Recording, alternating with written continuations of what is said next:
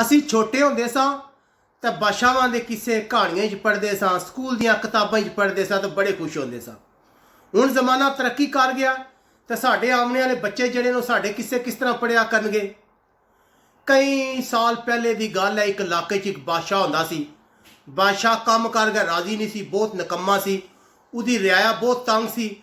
ਅਖੀਰ ਰਿਆਇਆ ਨੇ ਫੈਸਲਾ ਕੀਤਾ ਕਿ ਬਾਦਸ਼ਾਹ ਨੂੰ ਬਾਹਰ ਭੇਜ ਦਿਓ। ਬਾਦਸ਼ਾਹ ਬਾਹਰ ਚਲਾ ਗਿਆ, ਵਕਤ ਗੁਜ਼ਰਦਾ ਗਿਆ। ਇੱਕ ਦਿਨ ਬਾਦਸ਼ਾਹ ਇੱਕ ਮਕਾਨ ਦੇ ਕੋਲੋਂ ਗੁਜ਼ਰ ਰਿਹਾ ਸੀ, ਉੱਥੇ ਮਿਸਤਰੀ ਕੰਮ ਕਰ ਰਹੇ ਸੀ। ਬਾਦਸ਼ਾਹ ਨੇ ਪੁੱਛਿਆ ਕੀ ਹੋ ਰਿਹਾ? ਉਹ ਕਹਿ ਰਹੇ ਨੇ ਬਾਦਸ਼ਾਹ ਅਸੀਂ ਇੱਥੇ ਕੰਮ ਕਰਦੇ ਹਾਂ, ਪੈਸੇ ਕਮਾਉਂਦੇ ਹਾਂ।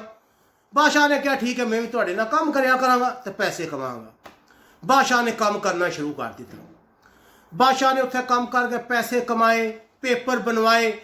ਬਾਦਸ਼ਾਹ ਜਿਸ ਤਰ੍ਹਾਂ ਪੈਸੇ ਕਮਾਉਂਦਾ ਗਿਆ ਨਾ, ਪਿੱਛੋਂ ਰਿਆਇਆ ਦੀਆਂ ਫਰਮਾਇਸ਼ਾਂ ਵੀ ਵਧੀਆਂ ਗਈਆਂ ਕਿ ਸਾਨੂੰ ਫੋਨ ਭੇਜ ਦੇ, ਅਸਾਂ ਗੱਡੀ ਲੈਣੀ ਹੈ, ਪਲਾਟ ਲੈਣਾ। ਬਾਦਸ਼ਾਹ ਦਿੰਦਾ ਗਿਆ। ਕਈ ਸਾਲ ਬੀਤ ਗਏ।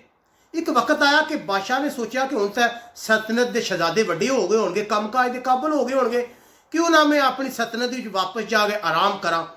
ਇਹ ਸੋਚ ਕੇ ਬਾਦਸ਼ਾਹ ਵਾਪਸ ਚਲਾ ਗਿਆ। 30-40 ਸਾਲ ਬਾਅਦ ਕਮਾ ਕੇ ਵਾਪਸ ਚਲਾ ਗਿਆ।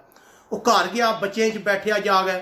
ਜਿਸ ਵੇਲੇ ਉਹਨੇ ਬੱਚਿਆਂ ਨੂੰ ਮਨਾ ਕਰਨਾ ਸ਼ੁਰੂ ਕੀਤਾ ਕਿ ਬੇਟਾ ਇਹ ਕੰਮ ਸਹੀ ਨਹੀਂ, ਉਹਨਾਂ ਆਖਿਆ ਬਾਦਸ਼ਾਹ ਤੂੰ ਕਿਹੜਾ ਬਾਦਸ਼ਾਹ ਹੈ, ਸਾਨੂੰ ਕਿਉਂ ਰੋਕਦਾ ਟੋਕਦੇ? ਅਸੀਂ ਤੇਰੇ ਨਾਲ ਜ਼ਿਆਦਾ ਸਿਆਣੇ ਹਾਂ, ਸਾਨੂੰ ਪਤਾ ਕੀ ਕਰਨਾ ਹੈ। ਤੇ ਵੈਸੇ ਵੀ ਤੂੰ ਸਾਡੇ ਵਾਸਤੇ ਕੀਤਾ ਹੀ ਕੀ ਹੈ?